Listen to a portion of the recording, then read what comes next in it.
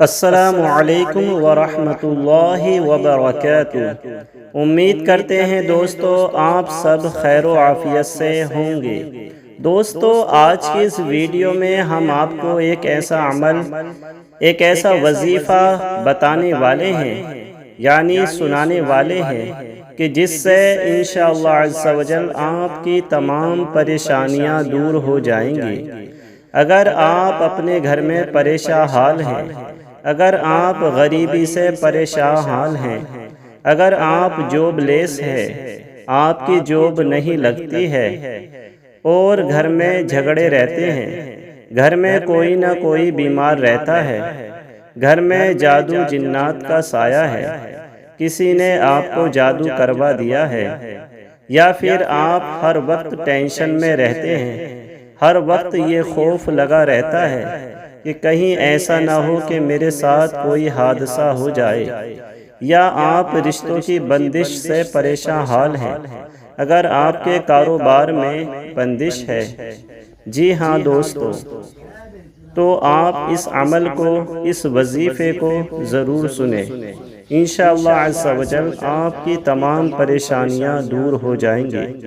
دوستو آپ سے گزارش ہے کہ اس ویڈیو کو لاسٹ تک ضرور سنیں اور دھیان سے ایک کمرے میں یا ایک جگہ الگ بیٹھ جائیں اور پورے دھیان سے توجہ کے ساتھ اس عمل کو، اس وظیفے کو، اس سورہ کو آپ سنیں۔ دوستو ایک اور آپ سے گزارش ہے کہ اگر آپ سچے پکے مسلمان ہیں تو آپ کو نماز کی پابندی کرنی چاہیے، کیونکہ جو مومن ہوتا ہے وہ کبھی نماز نہیں چھوڑتا ہے۔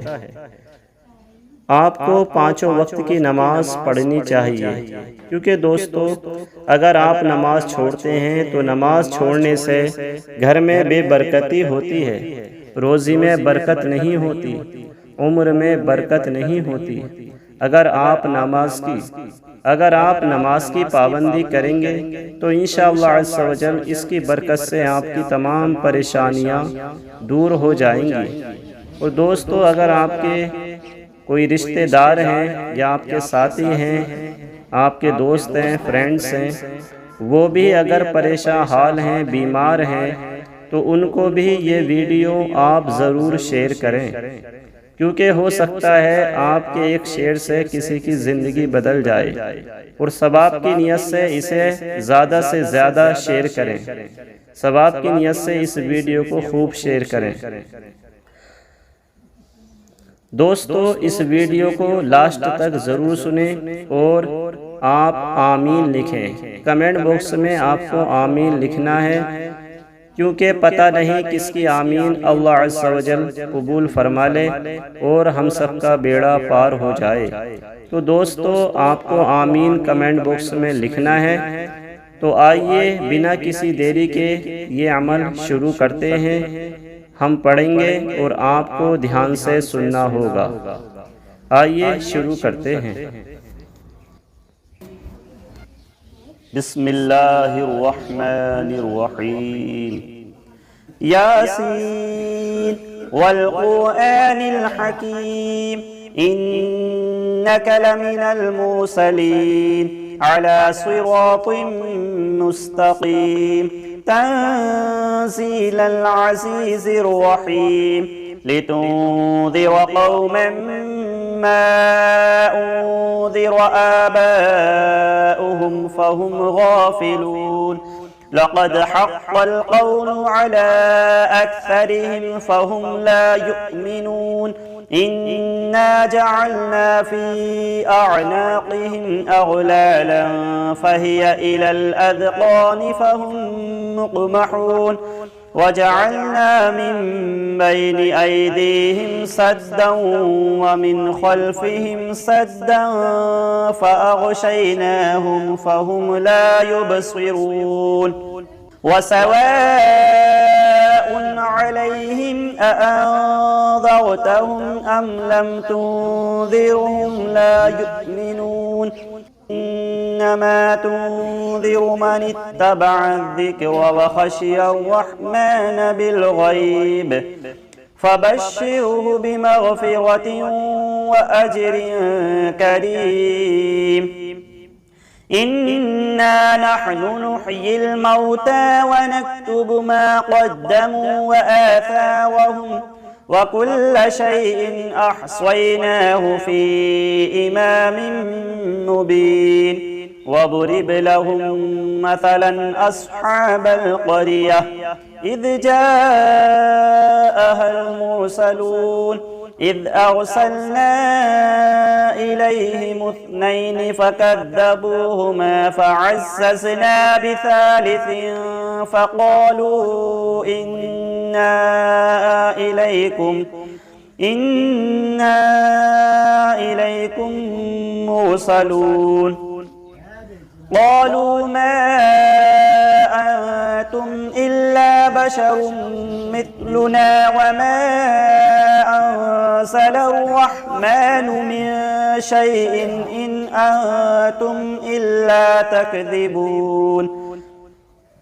قالوا ربنا يعلم إنا إليكم لمرسلون وما علينا إلا البلاغ المبين. قالوا إنا تطيرنا بكم لئن لم تنتهوا لنرجمنكم وليمسنكم منا عذاب أليم. قالوا طائركم معكم أئن ذكرتم بل أنتم قوم مسرفون. وجاء من أقصى المدينة رجل يسعى قال يا قوم اتبعوا المرسلين اتبعوا من لا يسألكم أجرا وهم مهتدون. وما لي لا أعبد الذي فطرني وإليه ترجعون. أأتخذ من دونه آلهة إن يردني الرحمن بضر لا تغن عني شفاعتهم شيئا ولا ينقذون. إني إذا لفي ضلال مبين. إني آمنت بربكم فاسمعون. قيل ادخل الجنة قال يا ليت قومي يعلمون بما غفر لي ربي وجعلني من المكرمين. وما أنزلنا على قومه من بعده من جند من السماء وما كنا مرسلين. إن كانت إلا صيحة واحدة فإذا هم خامدون. يا حسرة على العباد ما يأتيهم من رسول إلا كانوا به يستهزئون. ألم يروا كم أهلكنا قبلهم من القرون أنهم إليهم لا يرجعون. وإن كل لما جميع لدينا محضرون. وآية لهم الأرض الميتة أحييناها وأخرجنا منها حبا فمنه يأكلون. وجعلنا فيها جنات من نخيل وأعناب وفجرنا فيها من العيون ليأكلوا من ثمره وما عملته أيديهم أفلا يشكرون. سبحان الذي خلق الأزواج كلها مما تنبت الأرض ومن أنفسهم ومما لا يعلمون.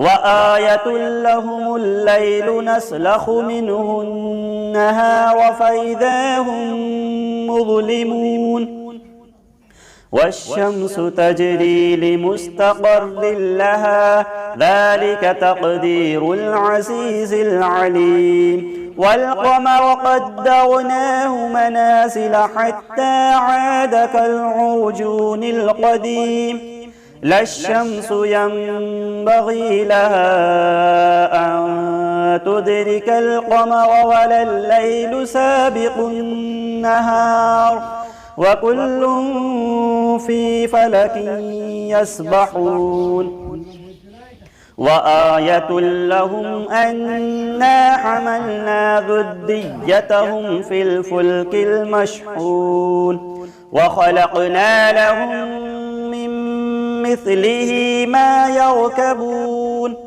وإن نشأ نغرقهم فلا صريخ لهم ولا هم ينقذون إلا رحمة منا ومتاعا إلى حين وإذا قيل لهم اتقوا ما بين أيديكم وما خلفكم لعلكم ترحمون وما تأتيهم من آية من آيات ربهم إلا كانوا عنها معرضين وإذا قيل لهم أنفقوا مما رزقكم الله قال الذين كفروا للذين آمنوا أنطعم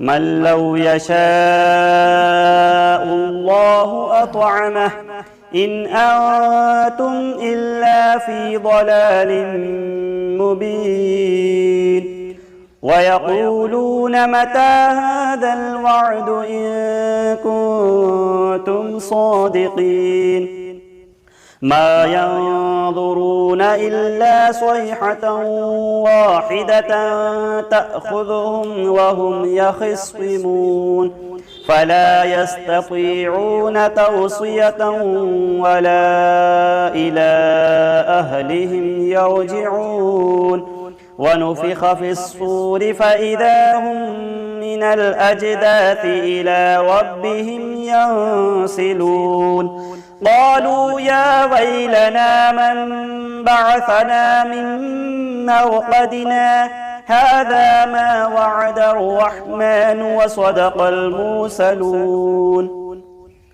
إن كانت إلا صيحة واحدة فإذا هم جميع لدينا محضرون فاليوم لا تظلم نفس شيئا ولا تجزون إلا ما كنتم تعملون إن أصحاب الجنة اليوم في شغل فاكهون هم وأزواجهم في ظلال على الأرائك متكئون لهم فيها فاكهة ولهم ما يدعون سلام قولا من رب رحيم وامتازوا اليوم أيها المجرمون ألم أعهد إليكم يا بني آدم ألا تعبدوا الشيطان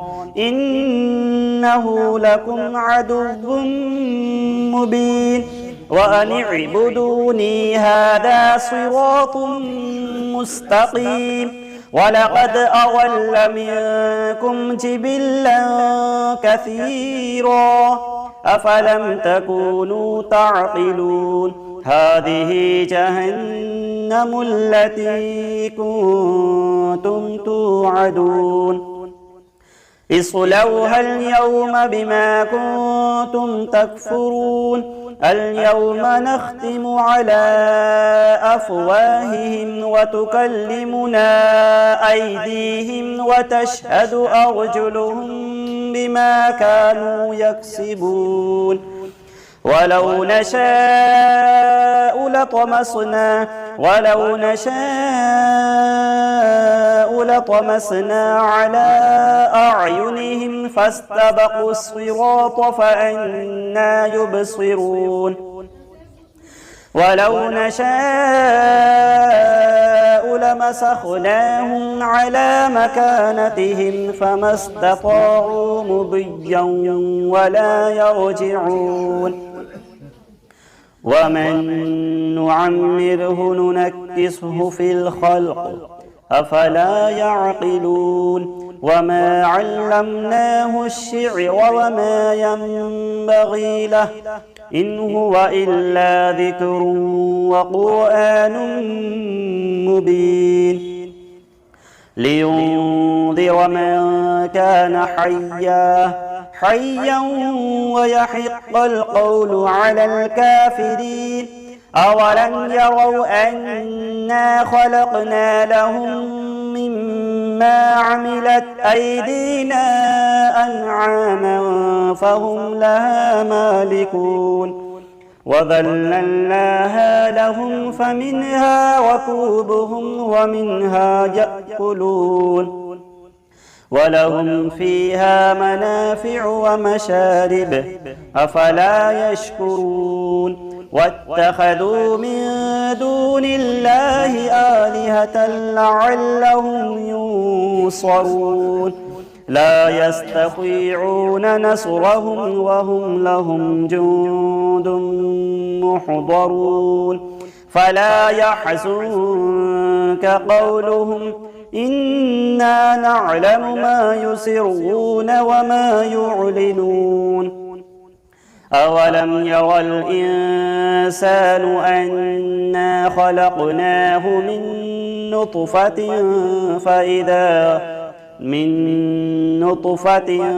فإذا هو خصيم مبين وضرب لنا مثلا ونسي خلقه قال من يحيي العظام وهي رميم قل يحييها الذي أنشأها أول مرة وهو بكل خلق عليم الذي جعل لكم من الشجر الأخضر نارا فإذا أنتم منه توقدون أوليس الذي خلق السماوات والأرض بقادر على أن يخلق مثلهم بلى وهو الخلاق العليم إنما أمره إذا أراد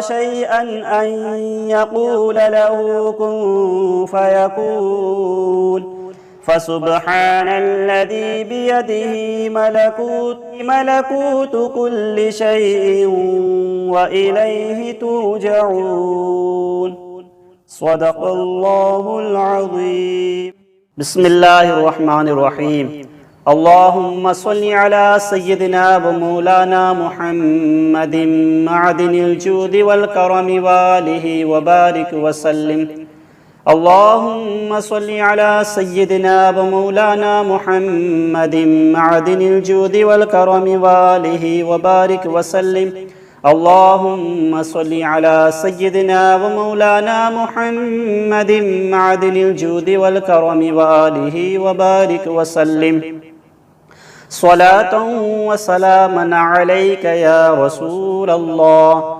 اللهم ربنا آتنا في الدنيا حسنة وفي الآخرة حسنة وقنا عذاب النار رب ارحمهما كما ربياني صغيرا या अल्लाह या रहमान या रहीम या करीम, जो कुछ भी पढ़ा गया और हमारे व्यूअर्स ने जो अमल सुना, मेरे परवरदिगार इस अमल के सुनने की बरकत से, इस सूरा के सुनने की बरकत से, इस वजीफ़े की सुनने की बरकत से या अल्लाह इनकी तमाम परेशानियों को दूर फरमा। जितने भी हमारे व्यूअर्स हैं, हमारे देखने वाले हैं, ہمارے چاہنے والے ہیں، یا اللہ ان کی تمام پریشانی بیماریوں کو دور فرما۔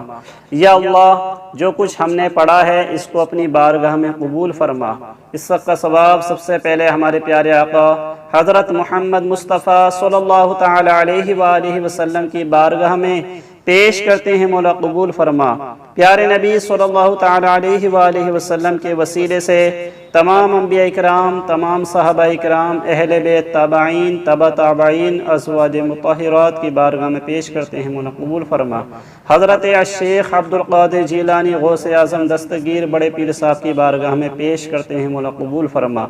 یا اللہ اس کا سبب حضرت خواجہ عثمان ہارونی، حضرت خواجہ غریب نواز رحمت اللہ تعالی علیہم اجمعین کی بارگاہ میں پیش کرتے ہیں، مولا قبول فرما۔ یا اللہ اس کا سبب جتنے بھی سلاسل کے بزرگان دین آئے ہیں، اولیاء اکرام آئے ہیں، تمام کی بارگاہ میں پیش کرتے ہیں، مولا قبول فرما۔ بالخصوص ہمارے پیر و مرشد حضرت اختر رضا خان حدود تاج الشریعہ رحمت اللہ تعالی علیہ کی بارگاہ میں پیش کرتے ہیں، مولا قبول فرما۔ یا اللہ میرے پروردگار المؤمنین والمؤمنات والمسلمین والمسلمات کی ارواح کو اس کا ثواب نظر کرتے ہیں، مولا قبول فرما۔ اور جتنے بھی ہمارے ویورز ہیں، ہماری ویڈیو دیکھنے والے ہیں، ان ویڈیو دیکھنے والے جتنے بھی ویورز ہیں میرے پروردگار، ان کے گھر سے جو بھی مومن مومنات آخرت کو کوچ کر گئے ہوں، ان کے ارواح کو اس کا ثواب نظر کرتے ہیں، مولا قبول فرما۔ ان کے گناہ کبائر صغائر کو معاف فرما۔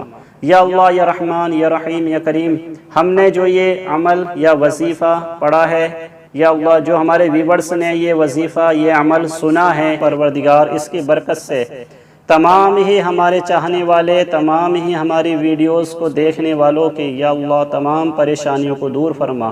یا اللہ جو قرض دار ہیں ان کے قرضوں کو ختم کر دے، ان کو قرضے سے نجات عطا فرما۔ اور یا اللہ میرے پروردگار جو پریشان حال ہیں ان کی پریشانیوں کو دور فرما، جو بیمار ہیں ان کو شفائے کلی عطا فرما۔ یا اللہ جو پریشان حال ہیں ان کی پریشانیوں کو دور فرما، جو غریب ہیں ان کی غربت کو دور فرما۔ یا اللہ جو بے سہارا ہیں ان کو سہارا عطا فرما۔ یا اللہ جو بے روزگار ہیں ان کو غیب سے روزی عطا فرما۔ یا اللہ ان کی مدد فرما۔ یا اللہ ان کے گھر پر رحمت و انبار کی بارشیں نازل فرما۔ یا اللہ ہمارے تمام ہی دیکھنے والوں کو، ہماری تمام ہی ویورز کو پکا سچا نمازی بنا، اسلامی زندگی عطا فرما۔ اور یا اللہ ان کے جائز کاموں میں خوب برکتیں عطا فرما، ان کے کاروبار میں ترقی عطا فرما۔ اور یا اللہ جو بھی ہمارے اسلامی بھائی جوب لیس ہیں، جوب پر نہیں ہیں، ان کو اچھی جوب عطا فرما، جائز کاروبار عطا فرما۔ یا اللہ جو ہمارے بھائی بہن رشتوں سے بیٹھے ہوئے ہیں، یا اللہ ان کے لیے نیک رشتے عطا فرما، ان کے رشتے عطا فرما۔ یا اللہ تمام مسلمانوں کی تمام پریشانی بیماریوں کو دور فرما۔ اور یا اللہ ہم سب کو اسلامی زندگی عطا فرما، ایمانی موت عطا فرما، گناہوں کی ذلیل بیماری سے بچنے کی توفیق عطا فرما۔ یا اللہ جہاں جہاں پریشان حال ہیں، جتنے بھی مسلمان پریشان حال ہیں، جتنے بھی ہمارے بھائی مسلمان پریشان حال ہیں، ان کی پریشانی بیماریوں کو دور فرما، ان کی تنگ دستی کو دور فرما، ان کی غیب سے مدد فرما۔ وصلی اللہ تعالی علی خیر خلقہ محمد وعلی آلہ واصحابہ اجمعین برحمتک یا ارحم الراحمین۔ اللہم آمین بحق لا الہ الا اللہ محمد رسول اللہ۔ امید کرتے ہیں دوستو آپ نے یہ ویڈیو پوری دیکھی ہوگی، تو دوستو آپ نے اس عمل کو سنا اور دعا میں شامل بھی رہے۔ دوستو آپ کمنٹ باکس میں آمین ضرور لکھیں تاکہ ہمیں پتہ چل جائے کہ آپ نے اس عمل کو پورا سنا اور آپ نے آمین بھی کہا، اور آپ کی آمین کو اور ہماری دعا کو اللہ تعالیٰ اپنی بارگاہ میں قبول فرمائے۔ السلام علیکم ورحمۃ اللہ وبرکاتہ۔